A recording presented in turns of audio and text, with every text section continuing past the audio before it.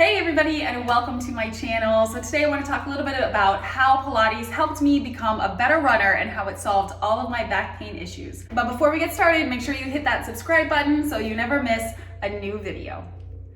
So many of you guys might not know that when I was a freshman in high school, I jammed the facet joints of my lower spine and I was in so much pain that I could not walk for about 2 weeks.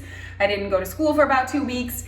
And at the time, I was playing varsity basketball, junior Olympic volleyball, and I was getting ready for the spring soccer season to start, and I had to completely stop all of that. I missed my freshman year of soccer, and it took a long time for me to get back to the point where I could really perform as a high school athlete. And actually, the pain lingered on all the way through my college basketball career. And after I graduated college and I was getting ready to get married, you know, as a bride, we all want to look our best for our wedding. I think the average weight loss for a bride is 10 pounds. So I was in that boat and I was doing a lot of treadmill running because up here in upstate New York, you know, we can't run outside for the majority of the year. I am definitely a fair weather runner, but I was on my treadmill, and when I would get off my treadmill, even after a few miles, you know, 2-3 miles, I would be bent over in so much pain on my lower back. And I finally got to a breaking point where I said, I can't do this anymore. And my husband was like, thank goodness, because I can't watch you be in so much pain after you run. And I looked up some things to do, and that is when I found Pilates. And Pilates really helped me fix my posture, helped me with core connection. You know, I thought being an athlete, especially a collegiate athlete, you know, I don't need to work on my core. I'm really strong. I've been playing sports all my life.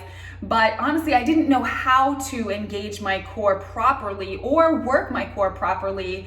And my posture was also really bad. So I tend to lean back. They call it the Paris Hilton stance or posture. And so I lean back all the time. And what that does when you lean back is it disengages your core and it tightens up your back. So if let me get in the right spot here. So if I'm leaning back all the time like this, you can see how my low back is overly arched and my hips are tilted to the front.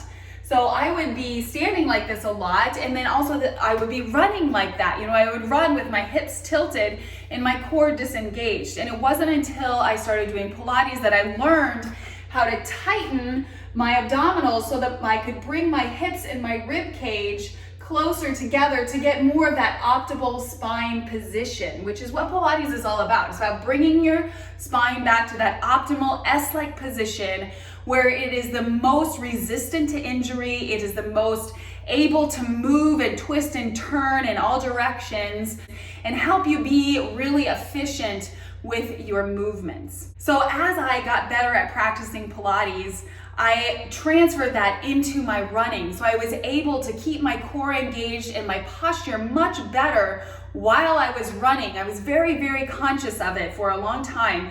And finally, it just became habit. So when I would get done running, I was no longer bent over in so much pain, you know, barely able to touch my toes, barely able to stand all the way up straight from that running because of Pilates. As I got deeper into my Pilates practice and Pilates teaching, it really brought about so much more efficiency in my running, more efficiency in my stride, in my technique, and made me a stronger athlete as well, which helped me get faster race times. So today I'm going to show you the beginner version of the Pilates ab sequence, which is my go-to core sequence to help activate and engage the core and start strengthening it so you get into that optimal spine position. You learn how to control your core, and that in turn transfers over into better efficiency when you run. So let's go do some Pilates. All right, so let's come down to the mat, and we're gonna lay all the way back on the floor on our back. Feet are hip distance apart, flat on the floor.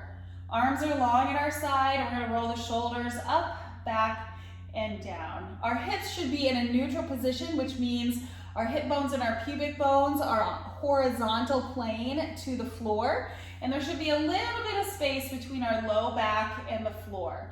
From here, we're just gonna warm up the hips and the core with some hip tilts, and then we'll get into our Pilates 100 and the ab series. So taking an inhale through the nose. Exhale, drop the hip bones so that we imprint the spine onto the mat. Inhale, you're going to go back to that neutral position. Exhale, imprint. Inhale, back to neutral. So this is just a small movement controlled by the abdominals. It's a shortening here and imprint of the abdominals and then a lengthening as we go back to that neutral position. Our head and shoulders should stay relaxed. So as we imprint, we want to make sure that the back of our neck stays long and our chin stays down. Shoulders stay relaxed as well. Let's do one more here. We're going to exhale, imprint. And inhale back to neutral. So now we're going to go into the Pilates 100, just the basic version here. So we're going to leave our feet in hook position. And our arms are going to come up about 4 to 5 inches off the floor. From here, we're going to exhale, go back into that imprint, pulling our navel down to the floor, and inhale, holding here.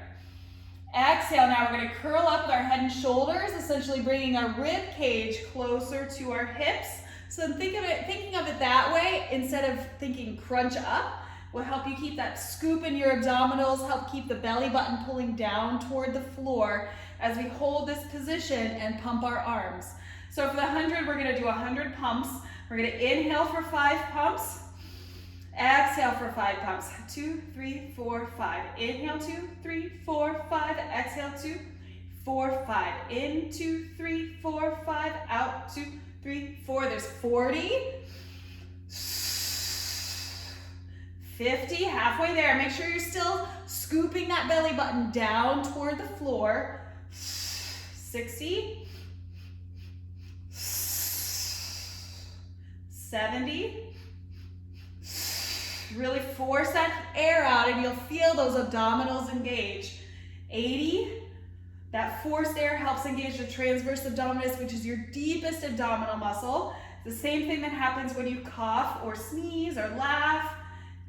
And last inhale, 2, 3, 4, 5. Last exhale, 2, 3, 4, 5. And control your torso up, back down to the floor.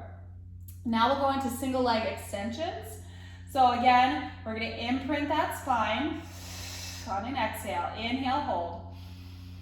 Exhale, we're going to curl the shoulders up off the ground. Arms are long at our side. Then we're going to bring our legs up to what's called tabletop, one at a time. So here, our shins are parallel to the floor and we're trying to keep our knees over the top of our hips.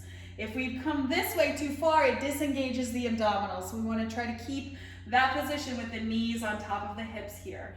Now we're going to bring our hands up to the outside of our knees. On an exhale, we're going to lengthen the right leg. Hands touch the left knee. Inhale, bring it back. Exhale, lengthen the left leg, and bring it back. Exhale, lengthen right. Inhale back. Exhale, lengthen left. Inhale back. As you're lengthening those legs, you're reaching as far as you can with the toes. Squeezing your quad here. Get those legs nice and tight. And making sure that belly button stays scooped down to the floor. Head and shoulders are not moving.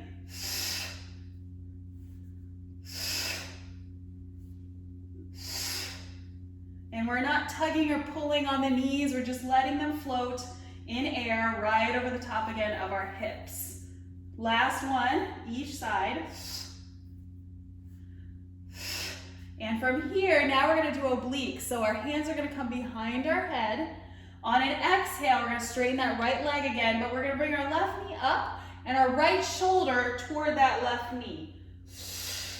Inhale as we come back to where we started. Exhale, we're lengthening left leg. Left shoulder is coming to the right knee. Inhale, go back to where you started. Exhale, twist toward the left. Inhale, center. Exhale, twist back toward the right. As you exhale, you're going to force out all of the air in your lungs and scoop that belly button. You should really feel it starting to engage now. Spine is still in imprint position.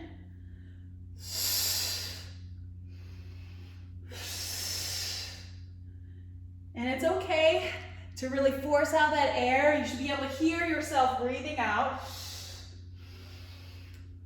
And we're moving slow and controlled, definitely moving with purpose here. Not using any momentum, focusing on those core abdominal muscles, making them do the work, and not letting momentum take over. So let's do one more each side. Last one. And then with control, relax your head down, and then one at a time, bring the legs down. Now we're gonna go into double leg extension. So we're gonna bring our legs back up to tabletop and imprint that spine. Again, every vertebrae is pressing into the mat. On your next exhale, you're gonna slide the rib cage to the hips, shorten that distance right here, belly button stays scooped, hands are gonna come again to the outside of our knees. Inhaling here, we're gonna give our knees a little tug, and then exhale, you're gonna straighten the legs, arms go overhead. Inhale, you're gonna come back, give those knees a little tug. Exhale, lengthen the legs and arms. Back is flat here on the floor, with belly button scooping. Inhale, exhale. Now, if this is too hard to keep imprint in your spine when you lengthen the legs, if essentially you go like this and you're losing that connection with the mat, lengthen the arms, you're gonna leave the legs in tabletop and then bring them back around. So you're inhaling here, exhale, you're gonna reach. Inhale, exhale, reach, belly button to the floor. As your abs are starting to fatigue here through this series, it's fine if you need to modify and leave your legs in tabletop. It's better to do the modified version with good form than to do the more advanced version with bad form. Last one. Then we get to do something fun here. So we're gonna straighten our right leg up to the ceiling, grab behind the calf with both hands. If you can't reach that, grab behind your hamstring. And we're going to lengthen the other leg, the left leg, out long. So now we're gonna give 2 gentle tugs and then switch. 2 gentle tugs and switch. As we do those 2 gentle tugs, we're gonna exhale twice. So,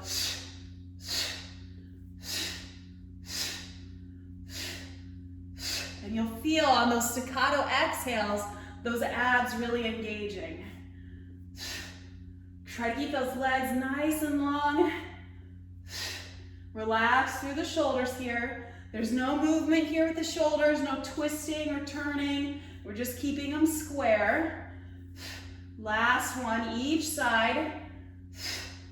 Pull that belly button to the floor and then release back to tabletop. The head comes down and the feet come down. Excellent job. Let's give those abs a little bit of a stretch here before we call it a day. So we're gonna come into a prone position with our feet on the floor. We're gonna turn our feet out just slightly, and with our hands in grasshopper position, we're gonna push up and come just into like an upward dog position, just nice and easy. Keep that belly button pulled in though. We don't want to completely disengage. And then roll it back down, 1 vertebrae at a time. Okay, let's push up one more time. Keep that belly button pulled into your spine, shoulders down away from your ears. And then roll it back down nice and easy. From there, push back, sit on your feet for a shell stretch. Stretch that spine back out the other way. We always want to end with a lengthening here through our low back. And that is it. Thank you guys for doing the beginner ab series with me. And be on the lookout for more Pilates videos for runners coming up soon.